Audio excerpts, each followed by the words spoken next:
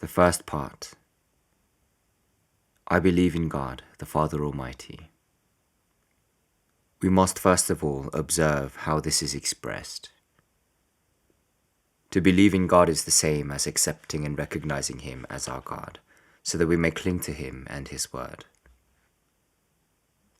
This is an expression deriving from the Hebrew, which equates believing in God with believing God and trusting in Him, although this usage implies something loftier.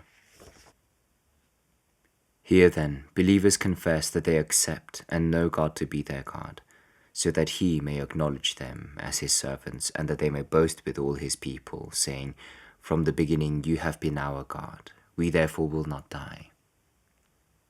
When we have Him as our God, we have life and salvation in Him. This confidence is here reinforced by the addition of the title Father. For through His beloved Son, in whom He is well pleased, He has shown Himself to be our Father.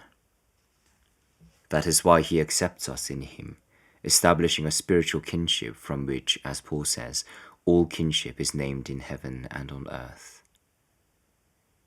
Immediately then, as faith rises to God, it enjoys Him as Father, inasmuch as it cannot embrace Him apart from His Son, through whom so great a blessing is bestowed on us.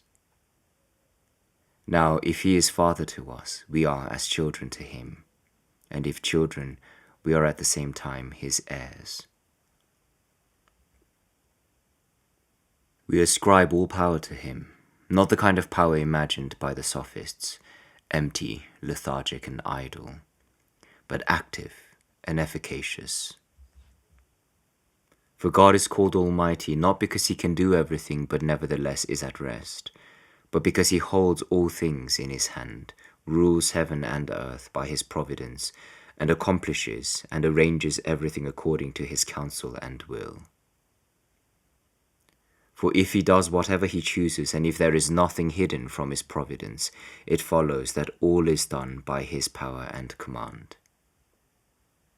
This subject, however, we mention only briefly now, postponing a more detailed treatment to another place.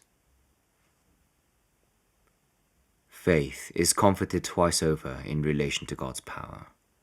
First, because it knows that He has ample ability to do good. Thus, in order to further the salvation of believers, He puts forth His hand to rule and govern all things. Heaven and earth are His possession and domain, and every creature depends on His goodwill.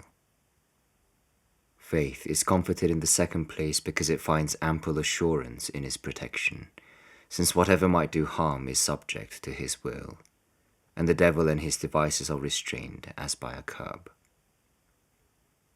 Everything, in short, which might impede our salvation is subject to His control.